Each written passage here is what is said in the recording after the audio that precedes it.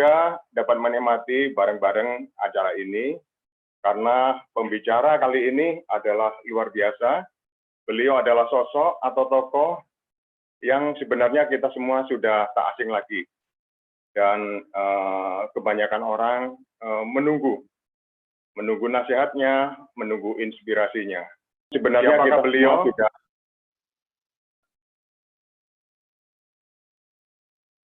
Assalamualaikum, Agim.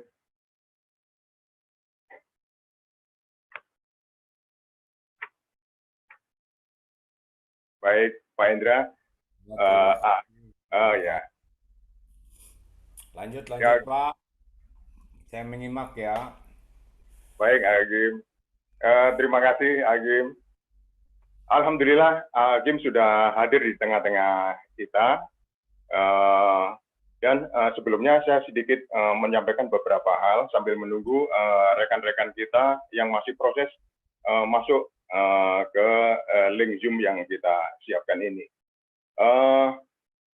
Alhamdulillah ngopi ini adalah sudah memasuki putaran yang ke-13. Insya Allah setiap acara ngopi menjadi ajang yang terus diminati oleh kita semua. Di mana melalui acara ngopi ini kita bisa memperoleh sharing-sharing dari eksternal. Maksudnya melalui acara ngopi, pembicaranya adalah para pakar, para narasumber, para pintar, para bijaksana, yang datangnya dari eksternal. Alhamdulillah PJB Academy sedikitnya telah menyediakan 3 bentuk knowledge sharing forum, yaitu kalau pembicara dari eksternal, diwadahi melalui acara yang disebut ngopi atau ngobrol pintar. Kalau pembicaranya dari internal, dari para leader atau dari para senior leader yang ada di internal, kami mewadahinya melalui acara Spider, Inspiring Leader. Kalau pembicaranya dari para penulis buku expert, kami mewadahinya melalui acara yang dinamakan Dagu atau Bedah Buku. Wah, ini menarik sekali. Maka kita mau ikut yang mana kira-kira? Saran saya adalah ikuti ketiga-tiganya. Karena ketiga acara tersebut, baik ngopi, Spider maupun Dagu adalah merupakan acara yang sangat menarik. Baik, Bapak Ibu sekalian, karena acara jam ini sudah menunjukkan jam 12.42, maka saya langsung saja mengingatkan kembali mengenai aturan-aturan atau tata cara mengikuti Zoom ini. Karena ngopi ini adalah sudah masuki putaran ke-13. Nah, ini sudah putaran ke-13, maka saya yakin nih bahwa kawan-kawan semua sudah tahu aturan mainnya selama mengikuti acara ngopi ini. Namun, biar nggak lupa, izin saya menyampaikan kembali beberapa hal yang perlu kita ikuti atau kita patuhi bersama. Pertama, mengenai video. Harusnya gimana ya video ini, on atau off? Coba kita perhatikan, ada pepatah yang mengatakan bahwa satu gambar itu lebih baik dari 1000 kata-kata. Nah, agar kita bisa tampil lebih baik, lebih bermakna, maka kami mohon kepada semua peserta menghidupkan videonya.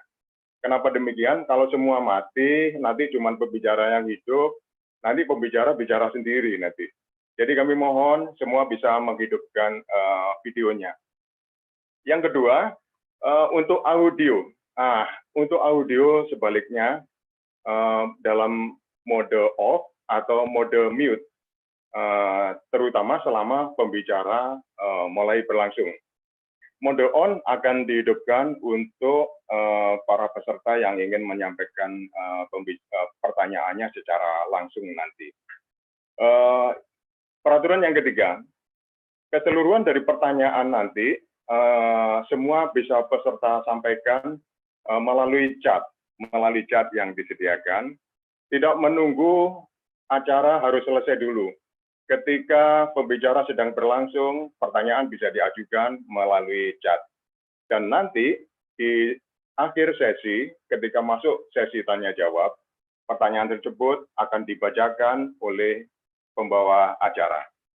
Keempat, tak kalah penting, untuk mengingatkan kita semua bahwa mohon pada saat video on, pastikan baju yang kita kenakan adalah baju yang sopan, serta yakinkan semua sudah menutup aurat. Terutama bagi perempuan, mohon untuk dipastikan bahwa sudah menutup aurat. Termasuk foto yang ditayangkan, barangkali.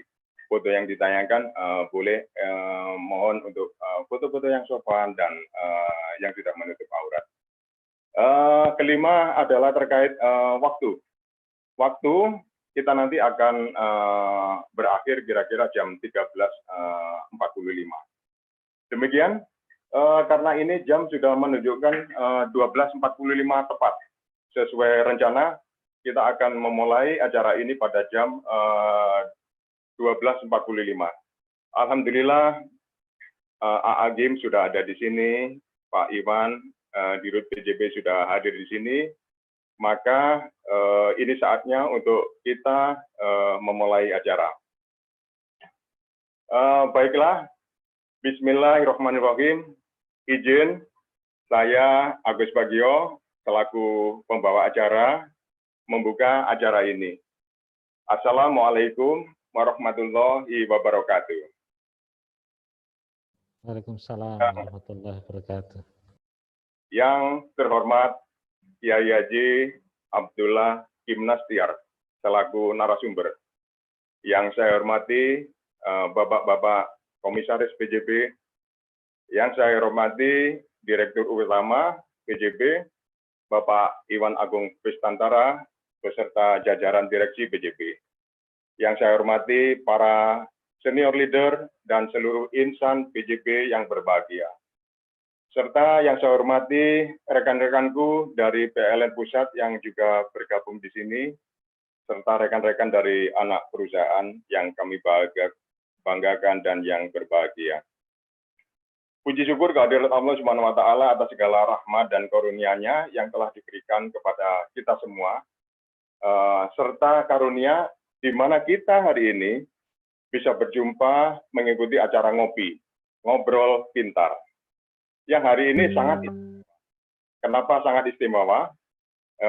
Karena kita akan mengikuti tausiah yang akan disampaikan oleh AA Gim.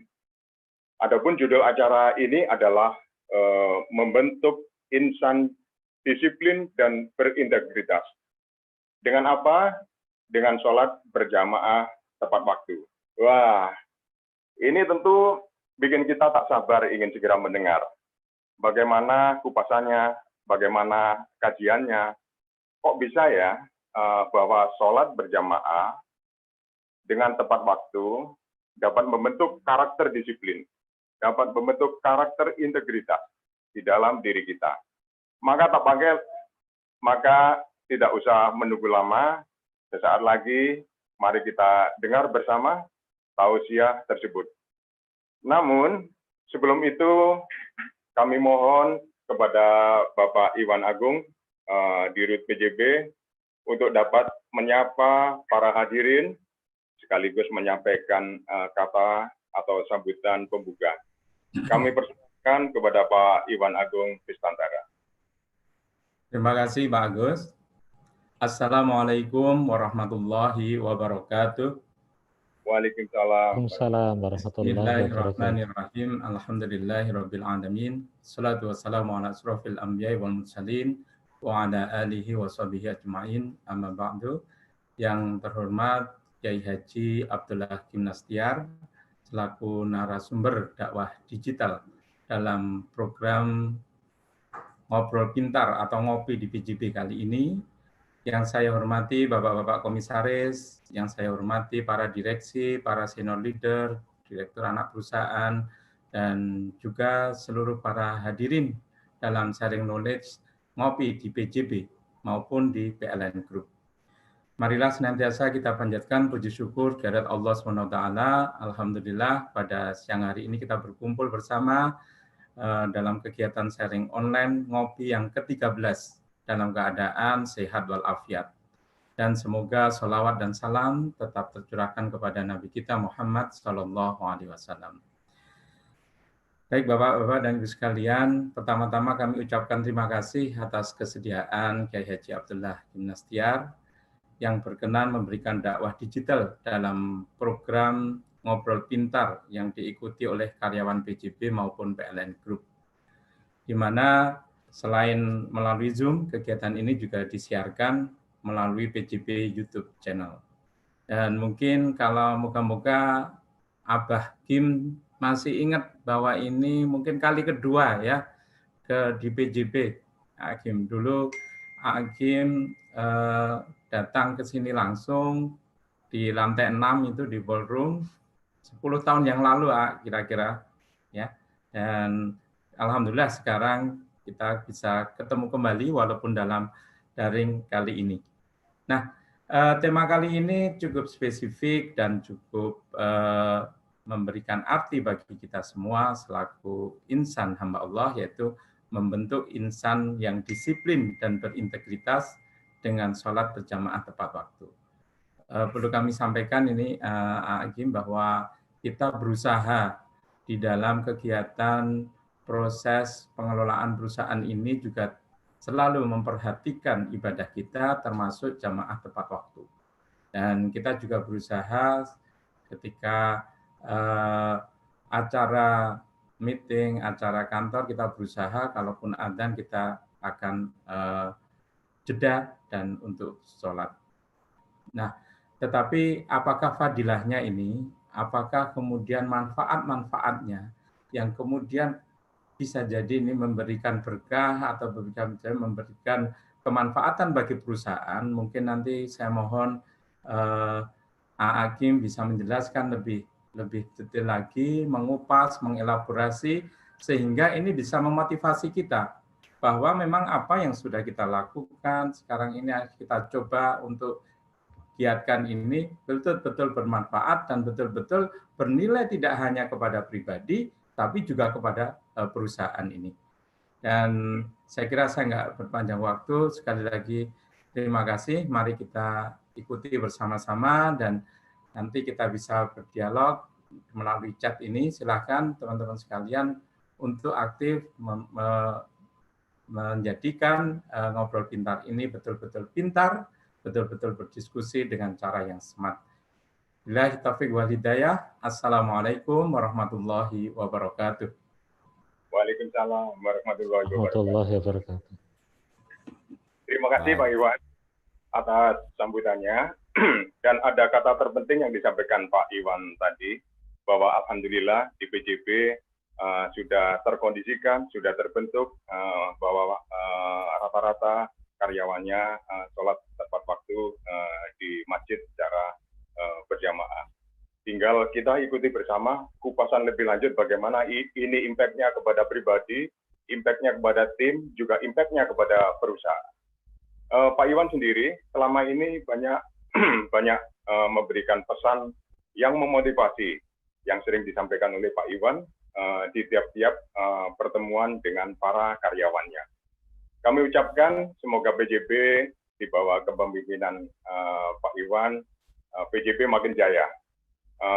Serta semoga impian perusahaan menjadi doa yang makbul, strategi manajemen semakin mantul, karyawannya berkinerja unggul, serta berakhlak seperti Rasul. Amin, amin ya rabbal alamin.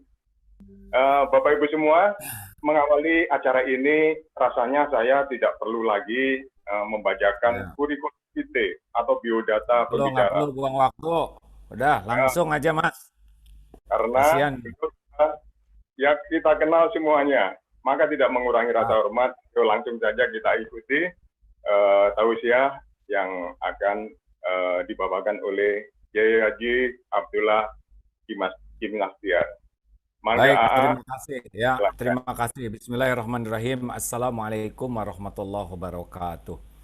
Alhamdulillahirabbil alamin. Allahumma shalli ala Muhammadin wa ala alihi wa ashabihi ajmain. Terima kasih Pak Iwan, Pak Direksi, Komisaris, semua yang hadir. Masya Allah, semoga detik demi detik yang kita lakukan bisa dipertanggungjawabkan. Bicara itu mudah, yang tidak mudah adalah mempertanggungjawabkannya di hadapan Allah.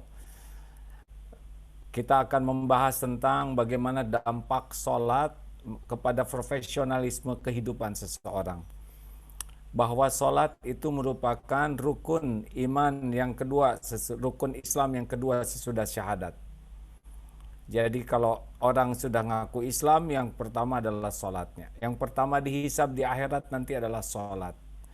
Jadi orang yang mengabaikan sholat itu betul-betul mengabaikan nikmat yang sangat besar sesudah hidayah, yaitu taufik bisa sholat.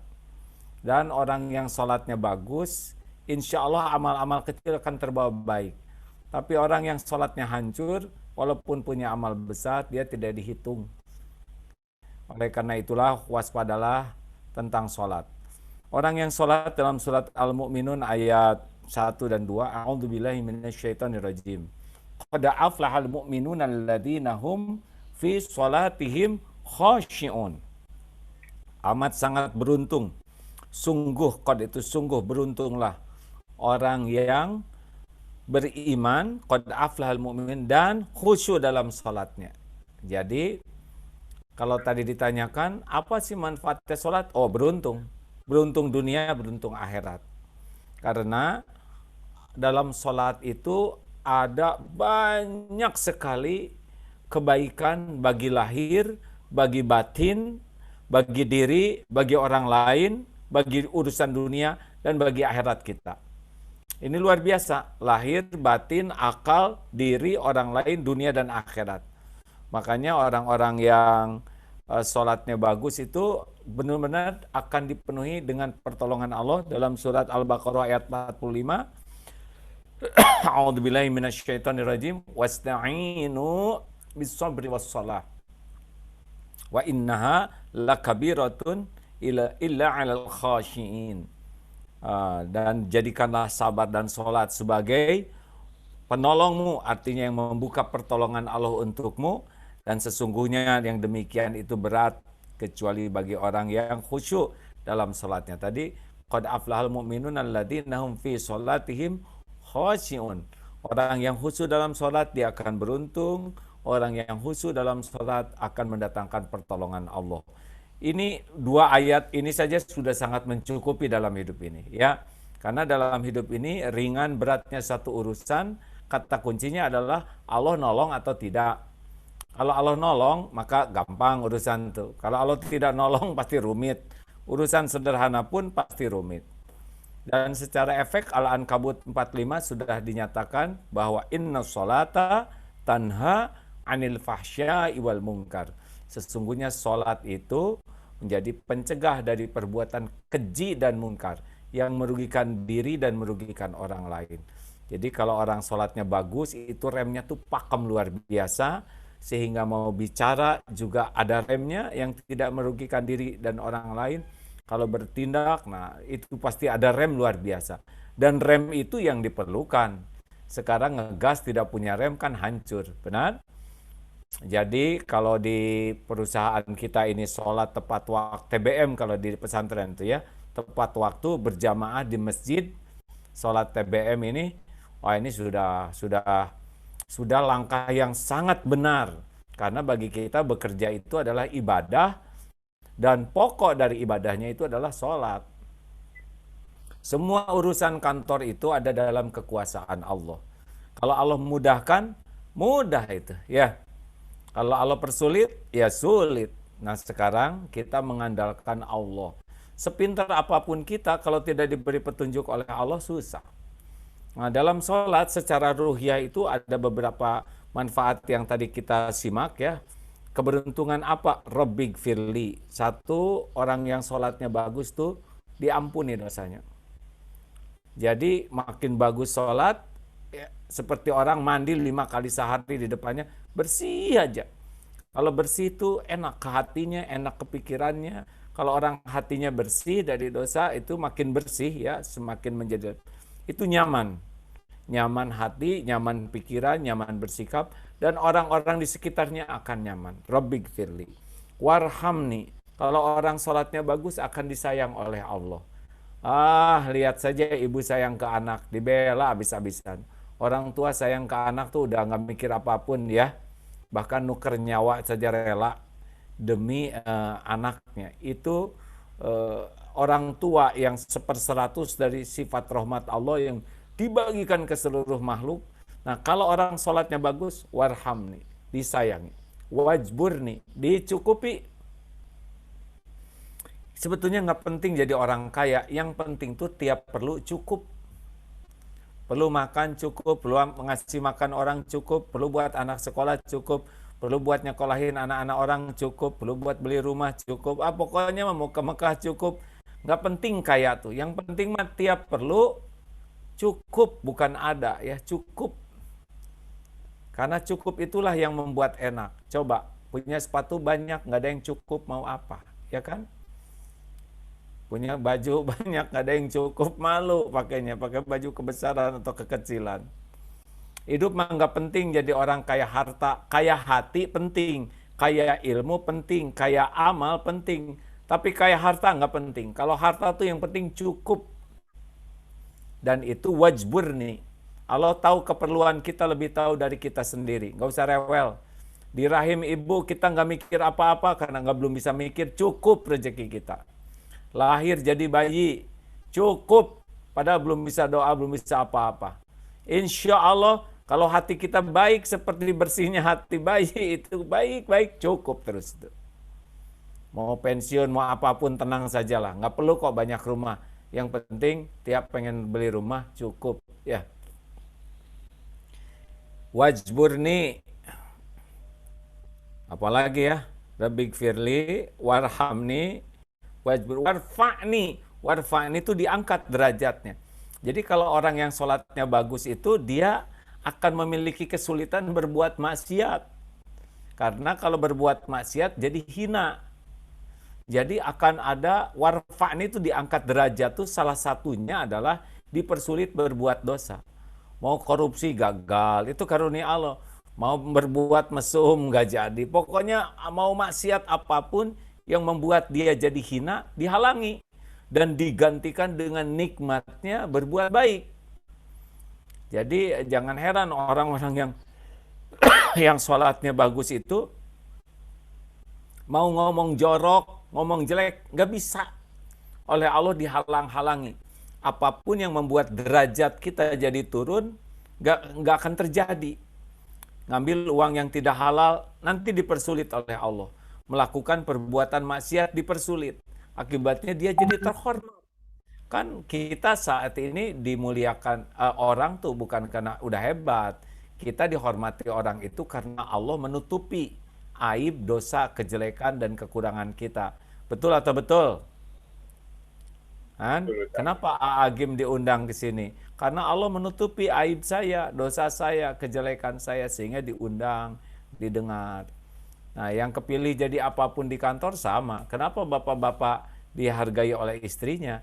Karena istri tidak tahu kelakuan bapak yang aslinya. Ya. Nah, ini ditutupi oleh Allah. Lalu diberi kesempatan tobat. Dan kalau Allah mau ngebuka aib kita, buka, selesai kita ini. Lihat tuh yang ditangkap, di mana yang terbuka di media ya. Ada yang tertangkap tangan, ada yang kaki, kepala, pundak, lutut, kaki, ada yang kebuka aibnya, ada yang lagi berzina ketahuan. Itu Allah yang membuka. Tapi dikit itu dibanding dengan yang aslinya. Nah, kita punya keburukan itu. Tapi Allah nutup-nutupi kebusukan kita dan dibimbing bisa taubat. Ya, itu warhamni tuh. Warhamni dan warfa'ni.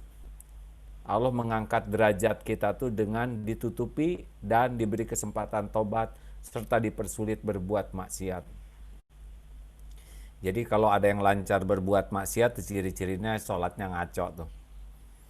Kemudian wajburni, warfa'ni, warzukni. Allah memberikan rizki kepada kita. Rizki itu jangan menganggap dalam bentuk uang, pangkat, jabatan, tidak ya. Hati tenang juga rizki, pikiran jernih rizki, anak-anak jadi baik itu juga rizki. Di mana-mana kena wabah kita terlindungi Allah itu juga rizki. Nanti dipilihnya rizkinya juga yang barokah. Barokah itu artinya membawa kebaikan yang banyak. Tidak hanya pada diri tapi pada orang lain, tidak hanya dunia tapi bakal sampai akhirat nanti. Lalu apalagi orang yang sholatnya khusyuk itu tadi, satu diampuni, disayangi, dicukupi, diangkat derajatnya, dilindungi dari perbuatan maksiat, kemudian diberikan rezeki yang membawa kebaikan yang banyak. Wahdini, diberikan petunjuk. Petunjuk itu solusi, hadirin. Segala urusan itu memerlukan petunjuk. Rapat itu kan cari solusi, benar? Nah, makanya orang-orang yang sholatnya bagus nanti idenya tuh ada. Wah, ini kerja, lagi kerja harus berhenti, lagi rapat harus berhenti. Lah siapa yang paling tahu solusi terbaik hasil rapat itu kan? Berapa banyak rapat yang rapatnya rapat ngabisin konsumsi tapi nggak menghasilkan solusi apa-apa. Tapi kalau rapatnya dibimbing oleh Allah mungkin dikit nggak banyak omong, ada solusinya. Ngerjain ini perlu 5 jam karena takut kepotong sholat. Tapi kalau orang sholatnya bagus, oleh Allah dikasih petunjuk, kemampuan bisa 3 jam selesai. Negosiasi akhirnya rumit, tapi kalau sholatnya bagus, dibalikin aja hatinya. Jadi gampang, ya kan? Itu ada yang istrinya mau melahirkan, harus disesar karena sungsang. Lalu sholat suaminya, ya Allah gimana saya nggak ada uang, engkau sudah tahu. Dengan izin Allah, demikian si bayinya itu menjadi siap lahir normal. Ya apa yang susah sih, semuanya urusan ada di tangan Allah. Ya ngebulak-balik hati, ngebulak-balik janin, ngebulak-balik semua juga gampang. Suami marah-marah daripada banyak ngomong, mending disolatin. Maksudnya bukan nyolatin jenazahnya ya. Sholat 2 rakaat, taubat nanti. Nah, begitu pula kami nih Pak. Nah, ada cerita ya, di Perth itu ada sebuah rumah ibadah yang sudah tidak ada, mau dijual lah di Australia. Karena sudah tidak ada aktivitas di sana, jadi dijual. Saya masuk ke sana dengan teman-teman, pinjam kuncinya, sholat, betulan ngadep kiblat ya, bukan karena di semua tempat itu adalah milik Allah selain yang najis. Ya Allah, ini tempat milikmu, kami mohon jadikan masjid tempat bersujud padamu. Tanya harganya mahal. Saya tanya ke teman-teman, saya pinjam uang lah. Berapa? Ada yang 500 juta, ada yang 1M, macam-macam. Terbayarlah waktu itu 7 miliar sekian. Dah, lunas. Dibalikin tuh hati teman-teman pada mau minjemin uang. Tinggalkan saya yang punya utang sekarang. Saya sholat lagi, ya Allah. Kenapa jadi saya yang punya utang ya enggak? Ini kan untuk rumahmu. Takdir Allah, dibalikin tuh hati sebagian. Udah nggak usah dibayar oleh AA, lunas. Iya, patungan beres itu. Jadi masjid sekarang. Sholat senjatanya. Ya. Karena sholat itu mendatangkan petunjuk. Rapat itu kan nyari solusi. Kerja itu kan nyari solusi. Nah solusi terbaik itu dari Allah yang maha tahu segala urusan. Tubuh kita yang rumit ini aja beres oleh Allah diurus, apalah urusan kantor, ya nggak? Apalah urusan rumah tangga, nggak ada apa-apanya dibanding rumitnya mata, rumitnya mulut kita. Ini rumit dengan 200 triliun sel ini, rumit, nggak kepikir oleh kita, beres. Ini napas nih ya, sini oksigen, campur dengan macam-macam. Yang masuk ke sini harusnya oksigen, gimana ngebeda-bedainnya? Padahal begitu banyak udara, ya. Nah, yang ke berapa tadi teh? Wahdini wa'afini, sehat nih. Kalau mau sehat, sholat. Sholat yang bagus itu membuat syariatnya tenang. Masaru Emoto, ya, Dr. Masaru Emoto yang mungkin sudah tahu ya, ahli air itu dari Miracle Water itu dari Jepang. Mengatakan bahwa sel air itu, molekul air itu kalau dibacakan Quran atau ditulis yang baik itu kristalnya sangat indah. Tapi kalau musik hancur kristalnya itu. Nah, tubuh ini 70% ini adalah cairan. Jadi kalau orang sholatnya bagus, khusyuk, sehat tubuh ini. Makanya hasil penelitian ahli tahajud sehat. Kenapa? Karena zikrullah. Sholat itu kan zikir dari awal sampai akhir, benar? Maka kalau ingin sehat lahir batin memang sholat. Dan wa'fu anni ini dihapuskan semua jejak dosa dan aibnya. Kalau Rabbig Fili itu ditutup si dosa tuh, sehingga tidak bisa dibuka. Tapi ada, hanya ketutup. Tapi kalau wa'fu anni seperti pohon yang dicabut sampai ke akar-akarnya, atau kalau data digital tuh habis. Sekarang kan banyak data digital tuh, zaman-zaman kita ngaco, error, salah tulis, nah bisa habis. Sampai di akhirat itu nggak nampak lagi dosa yang pernah kita lakukan. Ini yang paling top nih. Kalau di Rabbik Firli itu ditutup, tapi nggak ada yang bisa buka, tapi di akhirat kita ketemu dengan dosa kita. Hanya pakai hijab, hanya kita malu dah lihat dosa kita. Tapi kalau wa'fu anni, itu kayak jejak di padang pasir, ditiup angin, hilang nih. Oh, Masya Allah. Kalau sholatnya khusyuk, ya. Nah, itu dampak secara ruhiyah. Sekarang bagaimana efek secara kinerja? Pertama, orang yang sholatnya bagus itu nampak sekali dari disiplin waktu. Jadi, wah itu sholatnya khusyuk. Lihat saja dia lihat waktunya, ya. Orang yang di sholatnya bagus itu sangat sensitif terhadap waktu. Termasuk bicara begini. Ya, ini waktu dihitung, nggak bisa bertele-tele, nggak usah segala ingin diomongin. Secukupnya saja. Karena tiap waktu itu akan menghukumi kita. Kalau ngomong baik, baik. Jadi tidak boleh kita pengen ngomong itu tidak boleh, tapi perlu bicara. Kalau orang senang bicara, ditambah-tambah, bertele-tele, itu ciri-ciri sholatnya kurang bagus. Karena orang yang sholatnya bagus, pasti bicaranya falyakul khairon auliyasmut, berkata baik atau diam. Tidak akan banyak bicara. Tidak bertele-tele, apalagi sia-sia. Karena dia sangat sensitif terhadap tiap waktu itu harus manfaat. Setiap orang jatahnya sama 24 jam sehari. Ada yang dalam 24 jam hafal Quran, ada yang dalam 24 jam ngurus perusahaan besar, tapi ada yang 24 jam ngurus diri aja nggak bisa. Ngurus mulut aja nggak bisa. Makanya orang-orang yang sholatnya khusyuk yakin sekali disiplin waktu. Dia tidak mau melakukan apapun sia-sia tanpa guna. Namanya min husni islamil mar'i tarkuhu ma la ya'ni. Ciri keislaman seseorang, kualitas keislaman orang tidak mau melakukan kesia-siaan. Jadi kalau orang banyak sia-sia, gurau sia-sia, ngomong sia-sia, melakukan sia-sia, itu ciri-ciri sholatnya kurang bagus. Karena yang sholatnya bagus itu efektif menggunakan waktu. Ini hebat bukan? Profesional kan begitu. Yang kedua, disiplin apa? Disiplin niat. Jadi orang-orang yang sholatnya bagus itu, karena sebelum sholat itu pasti niat. Ya, kalau nomornya bisa diganti-ganti. Jadi ini melakukan apapun, apa niat saya ini? Saya mau ke kantor, apa niat saya? Ingin dipuji, ingin dikagumi, lillahi ta'ala. Saya niatkan inna sholati wa nusuki wa mahyaya wa mamati lillahi rabbil alamin. Ya Allah, sesungguhnya sholatku, ibadahku, hidupku, matiku hanya karena Engkau. Perkara karir, perkara penghargaan itu mah bonus. Nggak akan ketukar. Coba tanya Pak Iwan, punten. Kepikir nggak bakal jadi direksi di sana?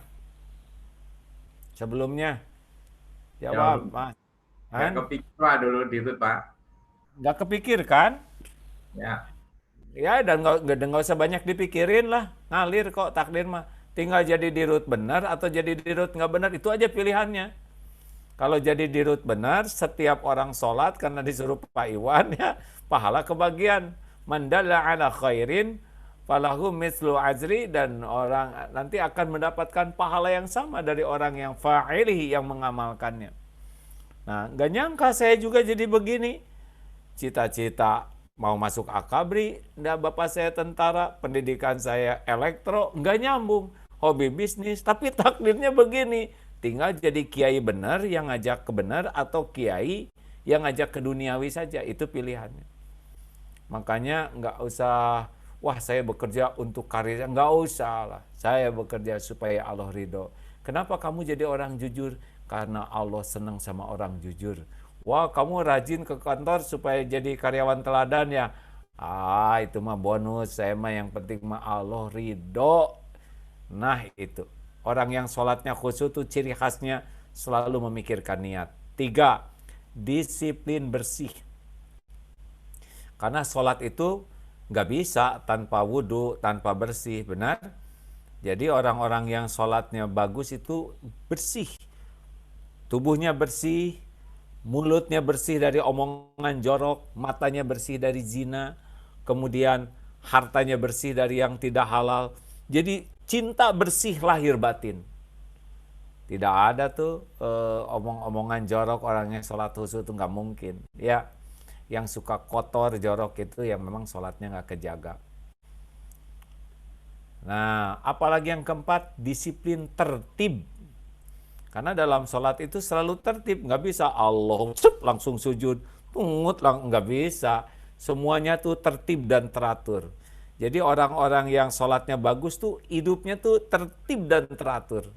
Kalau di pesantren disebut BRTT, bersih, rapi, tertib, teratur. BRTT itu ciri khas orang yang sholatnya bagus tuh bersih, rapi, tertib, teratur dalam aktivitas kehidupannya. Jadi profesional sekali ini. Orang-orang yang sholatnya bagus itu berdampak kepada perilaku. Karena sholat kan selalu tertib. Maaf nih, terlalu semangat. 5. Disiplin apa? Disiplin fokus.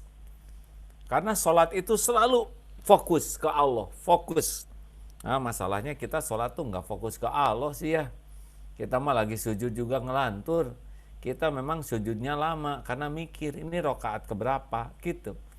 Bahkan tidak jarang yang saking tidak khusyuknya fil alamina innaka hamidun majid. Astagfirullahaladzim. Astagfirullahaladzim. Assalamualaikum, assalamualaikum, assalamualaikum. Gitu, ada yang ngawur tuh hadirin. Ada ibu-ibu cerita, saya lagi sholat subuh, lagi ngantuk, tiba-tiba, kompor, air matang, langsung ke dapur, itu lagi sholat, lupa, lagi pegang teko, saya belum salam, assalamualaikum pakai ujung teko, kiri kanan. Padahal itu sangat dihormati orang tuh, ibu itu tuh dicium tangannya, tapi sholatnya mengelantur. Nah, Bapak Ibu yang baik, jadi harusnya kalau sholat kita baik tuh kita mudah fokus. Sebetulnya ya, orang itu kurang berprestasi itu bukan kurang mampu, rata-rata tuh kurang fokus. Kalau seperti Surya Kanta, kaca pembesar, kalau udah terlatih fokus itu energi matahari tuh shoot dan membakar itu. Pernah ada percobaan di pantai dengan menggunakan kaca pembesar ya ukuran 1 meter persegi, itu dipasang bisa membakar sate sampai gosong, bisa membakar tusuk sate yang dibuat dari besi, dan bisa membuat batu-batu itu membara. Cahaya matahari itu hanya dengan difokuskan. Jadi kita kurang berprestasi itu karena kita memang jarang fokus. Ngobrol dengan anak nggak fokus. Pernah itu ngobrol seorang ibu dengan anaknya, "Nak, tidur ya. Ibu ini dulu ngebalas WA teman-teman di grup nih ya." Di samping anaknya tuh, "Nina, Bobo," sambil main WA. Kata anaknya, "Ayo nak tidur dong. Udah 5 kali nih ibu nyanyi Nina Bobo, kenapa kamu belum tidur juga?" Habis ibu gagal fokus, saya kan Asep bu, lagunya Nina ya. Begitulah jadi kurang nyambung. Anaknya Asep, lagunya Nina, atau ngahulang anak tuh. Ada juga seorang istri, "Papa, mami tidur duluan ya." "Oh iya," di tempat tidur langsung ditutup selimut. Langsung suami kagum, "Hah? Istri saya wajahnya bercahaya walaupun ditutup selimut." Langsung nanya ke Ustadz, "Apa wirid istri saya ya? Kok istri saya di balik selimut bercahaya wajahnya?" Gitu. Namanya Rawe, Ratu WA ya. Halo. Itu pada ketawa nggak sepi gini hadirin ngebodornya asa garing. Baik, lanjutkan sedikit lagi ya. Apalagi sesudah disiplin fokus. Jadi kalau kita kerjanya fokus tuh bagus Pak. Dan disiplin tumaninah, ini penting nih. Jadi sholat itu ya fokus tapi tenang. Tidak fokus tegang, tidak. Kita fokus Allahu Akbar. Fokus tapi tenang. Tiap gerakan itu mantap, tiap bacaan itu isi seperti buka brankas ya. Ceklek, ceklek. Tiap gerakan itu masuk. Bismillahirrahmanirrahim. Ceklek masuk gitu, masuk ke yang semestinya. Kita kan Bismillahirrahmanirrahim. Amin. Kok udah lagi aminnya? Udah belum ya Fatihahnya? Kayaknya udah. Allahu Akbar. Lagi ruku tidak jarang baca at-tahiyat ya kan? Kok telunjuk di sini astagfirullahaladzim sami Allah. Kita sering sekali sholat tapi memang nggak ada fokusnya dan nggak ada tumaninahnya. Harusnya kita ini melaksanakan hidup ini walaupun situasi sulit, gawat, tetap fokus dan tenang. Tidak panikan, tidak gerasa-gerusu, tidak temperamental. Nah ini tuh buah sholat hadirin. Kita pasti menghadapi banyak kesulitan, tapi nggak usah pakai panik, nggak usah pakai emosional. Nah orang yang sholatnya bagus itu tumaninah dalam kesibukannya. Dan yang terakhir adalah senantiasa sujud ya. Orang sholat itu artinya merunduk, rendah hati kalau dalam bahasa akhlaknya tuh. Merunduk, tawadu. Nah ini ciri orang yang sholatnya khusyuk mah tidak dapat tantang petenteng. Karena sering keningnya bersentuhan dengan tanah, tempat kakinya juga menyentuh tanah, jadi tidak dapat tantang petenteng. Nah harusnya orang-orang yang sholatnya bagus tuh nggak ada lagi kesombongan. Karena dia sudah sangat terbiasa sujud. Dan bonusnya adalah Assalamualaikum warahmatullahi. Garansi orang yang sholatnya baik itu tidak merugikan orang lain. Semoga Allah memberikan keselamatan bagimu, kasih sayang dan keberkahan. Assalamualaikum warahmatullahi wabarakatuh. Semoga Allah memberikan keselamatan. Jadi orang yang sholatnya bagus itu adalah dia garansi al-muslimu man salimal muslimuna min lisani wa yadih. Dia tidak mau mengganggu orang dengan lisan dan tangannya. Silahkan bayangkan sendiri ya, seperti apa produktifnya, seperti apa kondusifnya suasana kantor, keluarga, dan seperti apa profesionalnya orang yang sholatnya bagus. Ruhiyahnya baik, kejernihan berpikirnya baik, akhlaknya baik, produktivitasnya baik. Dan di perusahaan kami juga ditanamkan begini Pak, ternyata produktif sekali. Walaupun dalam situasi sekarang seperti ini. Terima kasih. Oh ya, kita buka tukar pikiran ya. Baik, luar biasa, sangat menginspirasi dan penuh nasihat apa yang disampaikan oleh Agim tadi. Langsung saja saya izin memulai membacakan beberapa pertanyaan yang sudah masuk di sini di chat. Alhamdulillah sudah masuk beberapa pertanyaan. Namun sebelum itu saya memberikan kesempatan barangkali dari para direksi atau para GM yang akan ingin menanyakan secara live langsung kepada Agim, dapat kami persilahkan terlebih dulu. Silakan komentari, ditambahkan atau dikurangi, monggo. Ini sebetulnya dengan dibuka video ini ada bagusnya, ada kurang bagusnya. Bagusnya jadi hidup, kurang bagusnya kuota cepat habis ini ya.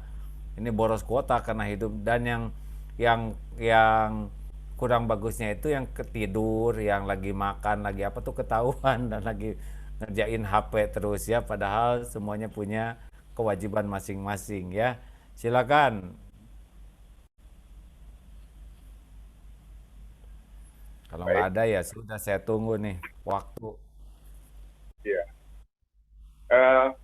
Mungkin sambil menunggu beberapa pertanyaan langsung barangkali dapat dijelaskan atau lebih lanjut dapat dinasihatkan kepada kami AA mengenai bagaimana kami harus bisa berdisiplin di tengah pandemi ini. Baik bisa disiplin menjaga hati, disiplin menjaga imun, juga disiplin menjaga protokol dalam pencegahan COVID-19 ini. Jadi ya dalam Islam itu rahasianya adalah disiplin. Al-mu'minul qawi khairun wa ahabu ilallah minal mu'mini dhaif. Mukmin yang kuat itu lebih baik dan lebih dicintai Allah daripada mukmin yang lemah, dan pada keduanya ada kebaikan. Dan ingat, kekuatan itu hanya datang lewat disiplin. Air yang disiplin menetes walaupun lembut, batu bolong. Jadi orang yang disiplin push up dia akan kuat. Orang yang disiplin berlatih, dia akan diberikan lebih oleh Allah. Makanya disiplin itu adalah makanan kita. Apa artinya disiplin? Disiplin itu kemampuan seseorang melakukan apa yang harus dilakukan. Nah, kita banyak tahu harus melakukan, tapi tidak melakukannya. Namanya tidak disiplin. Jadi kalau kita udah tahu tuh disiplin, kesehatan kita tuh kalau disiplin terjaga kok, ya. Begitulah idealnya, ya. Jadi disiplin itu kita harus tahu manfaatnya dan kita mulai tegakkan. Karena yang mendisiplinkan diri kita harus oleh diri kita sendiri. Dan disiplin itu nikmat, disiplin itu berkah, disiplin itu indah. Ini ada Pak Faruk nggak ya di ini? Sebentar, kalau ada Pak Faruk bisa ditayangkan yang tentang memanah enggak nih? Nanti ada tayangan memanah ya, mudah-mudahan kalau ada dari Darut Tauhid yang ikutan. Kalau ada tayangan memanah itu banyak orang yang aneh, kenapa bisa memanah setepat itu? Sebetulnya bukan jagoan, tapi seberapa disiplin berlatih. Karena disiplin itulah yang menghasilkan prestasi. Silakan. Alhamdulillah ini Pak Iwan Purwana ingin mengajukan beberapa pertanyaan. Kami persilakan Pak Iwan. Assalamualaikum warahmatullahi wabarakatuh. Waalaikumsalam warahmatullahi wabarakatuh. Nepangkeun abdi murid AA di MQ ya. Manajemen Kalbu tahun 2000-an. Tos lami. Assalamualaikum warahmatullahi wabarakatuh. Waalaikumsalam. Sedikit sharing saja, jadi saya baru 3 bulan lah di PJB ini. Jadi saya sebagai saksi dari Pak Iwan Agung bagaimana memimpin PJB ini dengan baik. Dan saya melihat memang sedang belajar juga ini, meskipun saya lebih tua dari Pak Iwan 2 tahunan kalau tidak salah. Bagaimana PJB ini bagus, dan saya melihat memang auranya itu ada keberkahan, dan saya cari keberkahannya di mana. Dari hari-hari pertama saya bekerja di PJB ini memang sholatnya itu tepat waktu. Jadi saya tentunya berjalan melihat dari perjalanan saya sebelumnya di sini sangat bagus. Semoga ini terus ya Pak Iwan Agung bisa memimpin PJB ini ke depan jauh lebih baik lagi. Dan saya melihat keberkahan dari salat berjamaah ya, dan saya melihat juga di sini tidak perlu banyak lembur ya, program-programnya juga berjalan dengan baik, banyak prestasi, dan tentunya juga tidak ada manajemen marah-marah ya. Saya kira itu aja sharingnya, terima kasih. Wassalamualaikum warahmatullahi wabarakatuh. Waalaikumsalam warahmatullahi wabarakatuh. Masya Allah, iya masa banyak sholat marah-marah, capek ya. Apalagi kalau sambil ngantor terjaga wudhu terus, wah barokah, ini luar biasa. Bagus, terima kasih, senang dengarnya Pak Iwan. Dengan pertolongan Allah bisa diberi kemampuan memimpin dengan berkah. Kelihatan nggak nih? Lihat botol tuh, panas, shoot. Alhamdulillah, sekali lagi. Tuh botol di atas kepala. Shoot. My God. Dah cukup, terima kasih. Hehe. Halo. Mana ini teman-teman nih? Itu bukan sirkus itu. Ya, itu bukan sirkus. Ada yang nanya, gimana itu bisa begitu? Atau sederhana, berapa kali memanah tiap pagi? Kalau sehari 50, pagi 50, siang 50, itu mah paling gampang mana segitu. Jadi jangan kagum kepada sesuatu, tapi lihat seberapa disiplin berlatihnya. Allah, ya begitulah. Kenapa pada bengong begini? Oh, mute ya.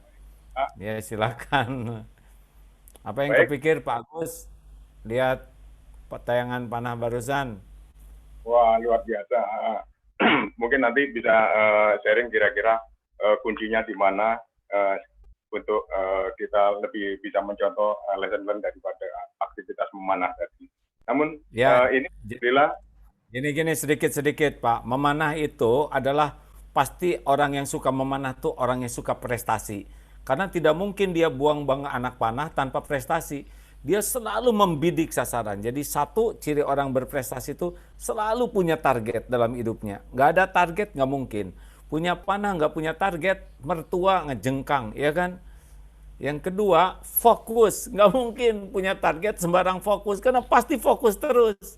Nah, orang nggak punya target nggak bisa berprestasi. Orang nggak punya fokus nggak bisa berprestasi. Dan 3, disiplin. Dia harus disiplin berlatih nih. Kalau nggak punya berlatih, nggak akan kena. Nah, mana kayak gitu tuh gampang, Pak. Kalau kita disiplin berlatih. Kena sendiri kok. Itu kan tanpa alat bidik itu. Semuanya pakai perasaan. Tinggal berapa banyak disiplin memanah tiap hari. Ya, lanjut. baik. Ini ada pertanyaan yang masuk. Ada 2 pertanyaan yang hampir sama antara Pak Gunawan dari Rekadaya Elektrika dengan Pak Mahnuri dari Pacitan. Pertanyaannya adalah bagaimana hukumnya terkait sholat harus social distancing. Hukumnya bagaimana? Kemudian yang kedua, dalam sholat sering terganggu dalam hal kekhusyukan. Bagaimana upaya untuk memperoleh kekhusyukan? Monggo AA. Baik ya, sekarang ada di daerah merah. Terus kita sholat bisa menimbulkan bahaya bagi diri, bagi orang lain di rumah. Gak apa-apa, niat sudah sampai. Kebiasaan kita sholat juga pahalanya tetap. Dan menjauhi kemudaratan itu lebih diutamakan daripada mendatangkan kemanfaatan. Dalam Islam itu begitu. Seperti salaman, ini kebaikan. Tapi dalam situasi begini, salaman bisa menjadi sarana penularan. Maka tidak salaman dengan niat menghindari penularan, itu menjadi kebaikan. Sekarang sholat jamaah, sholat rapat saf itu keutamaan. Nah, bagaimana kalau renggang? Tetap sah sholatnya, ya, tidak menghilangkan sahnya, karena rapat sholat itu keutamaan. Nah, karena situasi sedang begini, fatwa ulama, kemudian dari pengetahuan kedokteran harus jaga jarak, jangan risau, karena bukan kita ingin jaga jarak, ya. Kita ingin tetap sholat berjamaah, tapi berjarak. Kalau AA ikut kepada fatwa ulama, tidak ada masalah. Ya, karena bukan ingin renggang, tapi situasi demi kebaikan, jaga jarak. Bagaimana pakai masker? Pakai masker yang 7 itu kening, ya. Tangan, lutut, dan 2 kaki. Hidung kehalangan karena niatnya juga supaya tidak tertular dari tempat sujud atau tidak menularkan. Jadi ini situasi yang tidak umum, dan Islam sudah menyiapkan aturan untuk situasi seperti ini. Jadi jangan risau, lakukan aja. Di masjid juga kadang suka di halaman, di pinggirnya, karena supaya udara sirkulasinya bagus. Ya, ini bukan situasi umum. Lanjut. Luar biasa. Berikutnya adalah ini akan saya bacakan lengkap pertanyaannya. Karena ada beberapa kalimat yang sangat penting di sini. Pertanyaannya dari Pak Saiful Arafat. Apa kabar AA? Semoga sehat selalu. Karyawan PJB sebenarnya sudah menerapkan sholat berjamaah tepat waktu. Diawali dengan anjuran dan contoh dari direksi yang kemudian diimplementasikan oleh seluruh karyawan. Budaya tersebut saya rasakan betul ketika rapat sedang berlangsung, kemudian berkumandang adzan, maka rapat tersebut diakhiri atau dilanjutkan kembali setelah sholat. Namun, kondisi saat ini yang menjadikan rapat dilakukan melalui daring atau online, beberapa kali rapat yang saya ikuti tetap berlangsung padahal waktu sholat telah tiba. Salah satunya menurut saya karena kita berada di tempat yang berbeda-beda sehingga waktu sholatnya juga berbeda-beda. Mohon solusinya AA, bagaimana untuk kondisi saat ini sehingga kita tetap bisa menjaga sholat berjamaah tepat waktu. Ya, sholat tepat waktu itu keutamaan. Ketika ditanyakan dalilnya, ya, hadis sahih. Ya Rasul, amalan apa yang paling dicintai Allah? Yang pertama, as-sholatu ala waktiha, sholat tepat pada waktunya. Kemudian birrul walidain, berbuat baik kepada orang tua. kemudian al jihadu fi sabilillah, bersungguh-sungguh di jalan mencari keridhaan Allah. Jihad itu artinya sungguh-sungguh ya. Nah, jadi tingkatan tertingginya itu adalah sholat tepat waktu, berbuat baik ke orang tua, jihad fisabilillah. Nah, ini tapi ada tapinya nih. Kalau ada sesuatu yang lebih wajib, misal kita nolong orang, sholat dulu atau nolong orang dulu, ini darurat tolong orang. Bahkan ada kalanya mencari ilmu nih ya, lagi ini ada waktunya sholat, tapi ilmu ini ilmu penting, ilmu tauhid, dan dikit lagi tuntas, selesaikan aja. Kemudian baru sholat, karena mencari ilmu hukumnya wajib. Nah, rapat juga begitu. Kalau rapat ini begitu genting, penting ya, dan harus selesai saat itu memutuskan yang darurat. Nah, bangsa ditinggal sedikit, misalkan tidak niat meninggalkan sholat, tapi mengundur sedikit. Nah, tapi bagaimana dengan tempat berbeda? Indonesia Barat, Indonesia Tengah, Indonesia Timur, minta izin aja sholat. Ya, makanya rapatnya sambil wudhu. Jadi kalau terjaga wudhu, mau sholat itu lebih cepat, lebih ringkas. Ya, maksudnya tidak memerlukan waktu lebih panjang. Tapi memang yang baik mah semuanya mengerti, dijeda aja dulu ya. Untuk berikan kesempatan, bisa lagi rapat meninggal ya. Baik, terima kasih. Dan kami lanjutkan pertanyaan berikutnya terkait saya bacakan dalam beberapa hadis riwayat Abu Dawud, Ibnu Majah, dan Ahmad terdapat beberapa penekanan kewajiban sholat berjamaah di masjid atau memenuhi panggilan adzan, kecuali ada uzur. Maka pertanyaannya adalah uzur seperti apa yang diperbolehkan untuk tidak sholat berjamaah di masjid? Nah, kalau sakit ya janganlah. Kalau sakit bisa nambah sakit. Pokoknya apa yang mengundang kebinasaan itu bagian dari uzur. Baik kebinasaan bagi diri maupun bagi orang lain. Apalagi dalam situasi begini, kita sakit, datang ke masjid. Orang masjid juga merasa terancam oleh kita. Ya, sekarang ini memang Allah sedang menciptakan kondisi seperti ini agar kita paham ada aturan Islam yang disiapkan Allah dalam kondisi begini. Jadi nggak usah ribut ya. Bagi kita sebagai orang awam tuh lebih sederhana. Kita ada fatwa majelis ulama. Ini misalkan majelis ulama memberikan fatwa, hampir semua majelis ulama di dunia fatwanya nyari sama. Terus ada di kampung kita yang misalkan fatwanya berbeda. Atau misalkan saya di pesantren memberikan fatwa yang berbeda tentang aturan sholat. Padahal majelis ulama sudah saya harus nurut sama majelis ulama. Yang jumhur ulama dengan keilmuannya, dengan keahliannya, dengan tanggung jawabnya sudah memberi fatwa. Jadi buat umat mah nggak ribet, patuhi saja. Itu udah ditanggung daripada bertengkar tanpa ilmu, ya nggak?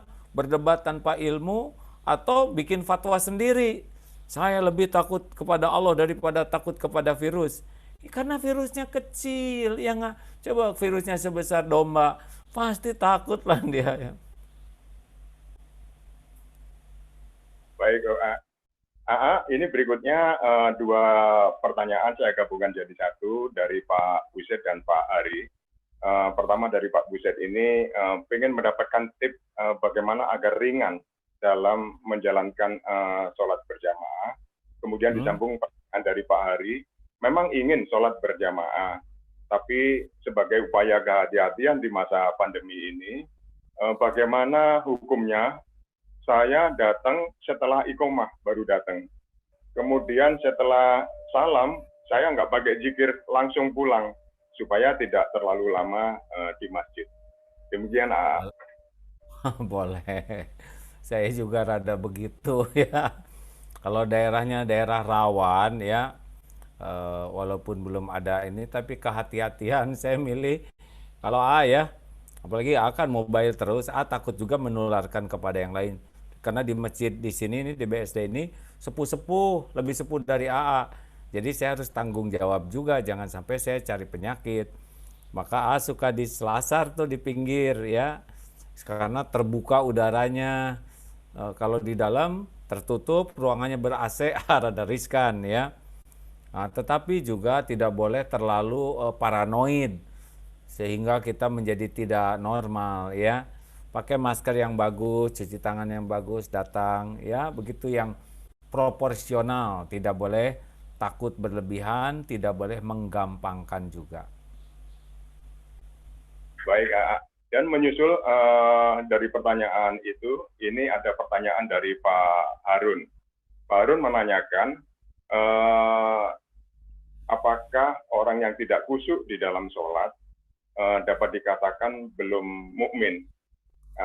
Karena dalam sholat masih sering mengalami kesana kemari dalam hal fokus atau konsentrasi.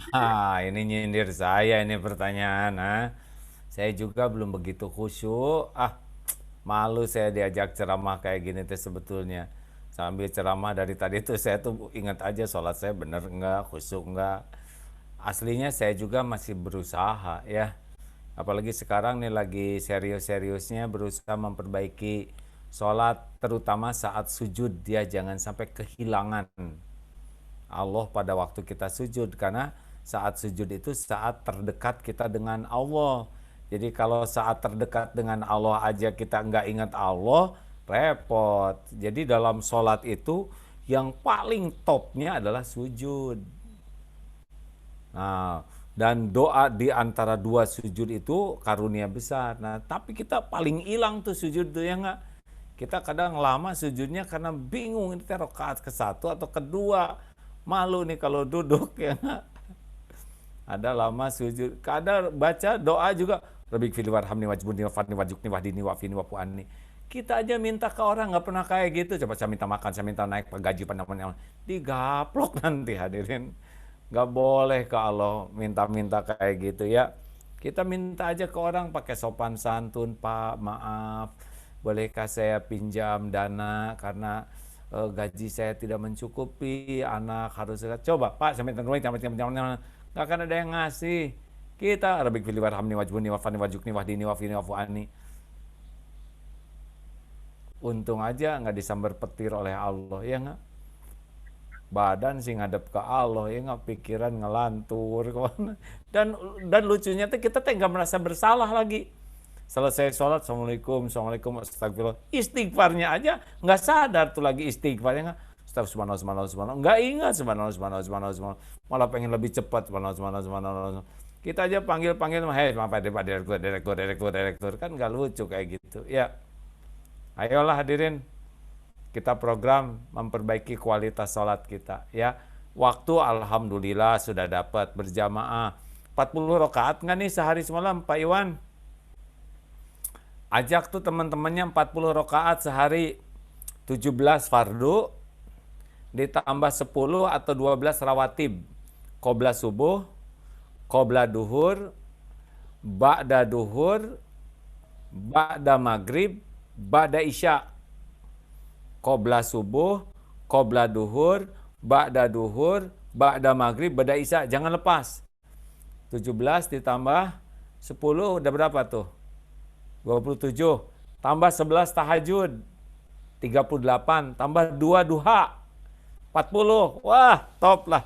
Kalau semua PJB sholatnya 40 rakaat sehari, waduh, udahlah. Makin banyak sujud kan makin dekat dengan pertolongan Allah. Baik, ini waktu sudah 13 lebih 43. Masya Allah, nggak kerasa ini ya. Mohon izin, boleh satu pertanyaan lagi, Boleh, boleh. Ini menyangkut pilihan yang ditanyakan oleh Pak Ardi, Mas Ardi Labisa. Izin bertanya bahwa kalau di masjid di lingkungan saya sudah tidak menerapkan social distancing lagi, apakah ketika sholat, terutama sholat Jumat, saya boleh di rumah saja, atau saya harus ke masjid yang menerapkan social distancing, walaupun itu jauh sekali dari rumah saya? Mungkin itu. Nah ini daerahnya daerah apa? Kalau daerah hijau nggak ada social distancing nggak apa-apa. Ini kampungnya aman, kata pemerintah juga ini tidak ada kasus, ini aman dan tidak ada perintah PSBB, ya normal saja. Tapi kalau dinyatakan ini daerah merah, PSBB sedang ada kasus, ya lihat kalau memang ini kuning atau apa, Kalau memang merah ya udah di rumah. Tapi kalau memang tidak ada dan tidak ada larangan itu ya ikut ke masjid. Tapi kalau masih ragu ya di luar lah sholatnya atau di pinggir. Ya, jangan ngegampang-gampangin tapi juga jangan mendramatisir. Penutup ya, hati yakin ini ujian dari Allah, wabah ini terjadi dengan izin Allah, wabah ini bisa hilang dengan pertolongan Allah, bahwa virus ini makhluk ciptaan Allah, virus tidak bisa membawa bahaya tanpa izin Allah, kita tidak bisa mati kecuali pada waktu yang ditetapkan Allah, dan virus ini kita bisa selamat dengan perlindungan Allah. Hati yakin, bulat, akal pelajari, ini virus bahayanya apa, kerusakan yang ditimbulkannya apa, bagaimana penyebarannya, bagaimana pencegahannya. Ini akal harus paham, nggak boleh nggak ngerti, karena Allah udah takdirkan virus ini sekarang ada. Harus belajar, tidak boleh konyol ya. Lalu tubuh merealisasikan keyakinan dan akal sehat kita. Oh, berarti kita harus jaga protokol kesehatan. Pakai masker, jaga jarak, physical distancing, jangan ada di ruangan tertutup berlama-lama. Kemudian pakai lagi protokol ibadah dan doa, karena doa bisa merubah takdir. Dari la yarudu qadha illa doa, tidak ada yang bisa merubah takdir kecuali dengan doa. Yang takdirnya kena karena doa, bisa takdirnya nggak kena. Semuanya sudah tertulis di lauh mahfudz, tetapi doa itu bisa menggerakkan dari satu takdir ke takdir lain. Allah yang memindahkan. 3. Protokol istighfar. Karena bala menimpa karena dosa, bala diangkat karena tobat. Banyak istighfar, itu menolak bala. 4. Protokol sedekah atau kedermawanan. Karena sedekah penolak bala. Mumpung lagi begini, sedekah, nolong orang yang lapar, yang nggak punya. Tolong. Ini menolak bala. Insya Allah. Ya, sempurnakan ikhtiar lahir, akal, dan jasad kita, batin kita. Terima kasih, Pak. Duh, seru sekali nih. Nggak kerasa saya udah bunyi tadi. Luar biasa. Ini sudah lebih 2 menit dari jadwal. Mohon maaf, Pak. Sebelum kami tutup, mohon izin waktu sebentar untuk kita foto bersama. Kita foto bersama AA, juga bersama Pak Iwan Agung dan para direksi di sini. Untuk itu kami mohon videonya untuk di-on-kan sejenak semuanya dan menampilkan wajah terbaiknya dengan tersenyum. Kita akan foto bersama. Fotografer dari Pak Hendra, apa sudah siap Pak Hendra? Siap sudah Bapak. Kita hitung untuk layar yang pertama. 1, 2, 3. Dilanjutkan yang layar kedua. 1, 2, 3. Layar ketiga. 1, 2, 3. Layar keempat. 1, 2, 3. Layar ke-5. 1, 2, 3. Layar ke-6. 1, 2, 3. Layar ke-7. 1, 2, 3. Layar ke-8. 1, 2, 3. Layar ke-9. 1, 2, 3. Layar ke-10. 1, 2, 3. Layar ke-11. 1, 2, 3. Layar 12. 1, 2, 3. Layar 13. 1, 2, 3. Layar 14. 1, 2, 3. Layar 15. 1, 2, 3. Dan layar ke-16. 1, 2, 3. Alhamdulillah ada 16 layar, luar biasa AA. Terima kasih AA. AA boleh ngasih pengumuman sedikit. AA lagi bikin YouTube baru, vlog kayak anak-anak muda biasa. Vlog AA Gym Daily ya, AA Gym Daily Vlog yang isinya adab-adab dan akhlak. Ya, yang sederhana, ada bangun tidur, ada ternyata banyak yang belum juga tahu bagaimana adab tidur, ada bangun tidur, ada menghadapin orang yang nyakitin, adab keluar rumah. Ya, kecil-kecilan AA Gym Daily Vlog, boleh dilihat ya. Siapa tahu ada manfaatnya, walaupun sederhana di YouTube.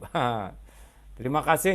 Tutup doa ya. Allahumma sholli ala Muhammad wa ala alihi washabbihi ajma'in. Alhamdulillahirabbil alamin. Ya Allah ya Hayyu ya Qayyum bi rahmatika nastaghits. Duha yang maha menatap, yang maha mendengar, yang maha tahu segala-galanya.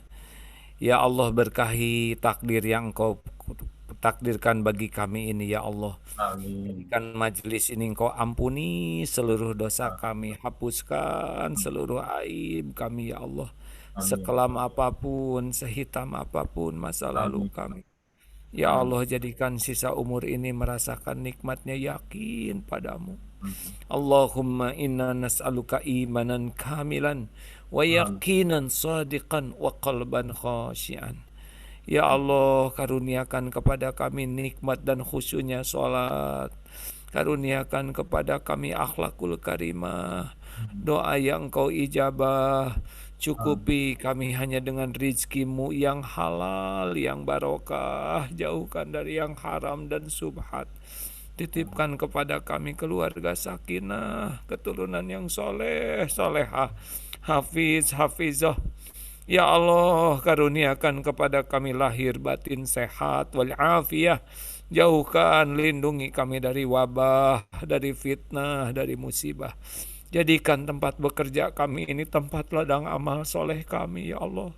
Tempat kami mendekat kepadamu, tempat kami mendapatkan rizki yang berkah darimu, tempat kami menjemput ilmu yang maslahat.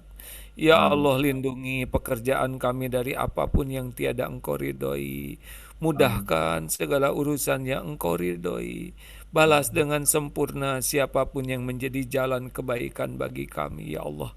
Istiqomahkan kami, ya Allah, sampai akhir hayat husnul khotimah. Wa na'udzubika min su'il khotimah. Rabbana atina fid dunya hasanah wa fil akhirati hasanah wa qina adzabannar. Subhana rabbika rabbil izzati amma yasifun. Wassalamun alal mursalin. Alhamdulillah. Terima kasih Bapak-bapak, Mang Iwan, nuhun ya, banyak terinspirasi ini ya.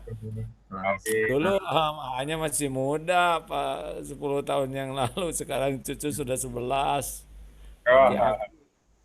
Dulu AA, sekarang Abah ini. Iya, sengaja. Emang merasa lebih tua, lebih aman ya. Kalau merasa muda tuh cari penyakit. Dah, mending merasa aki-aki aja lah. Kalau sekarang 59 berarti tinggal 4 tahun lagi kalau udah 63 ya. Tapi kalau mau duluan Bapak-bapak silakan lah ya.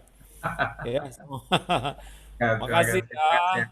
Terima kasih. Sampai jumpa besok di medsos. Assalamualaikum warahmatullahi wabarakatuh. Waalaikumsalam warahmatullahi wabarakatuh. Terima kasih. Izin live ya.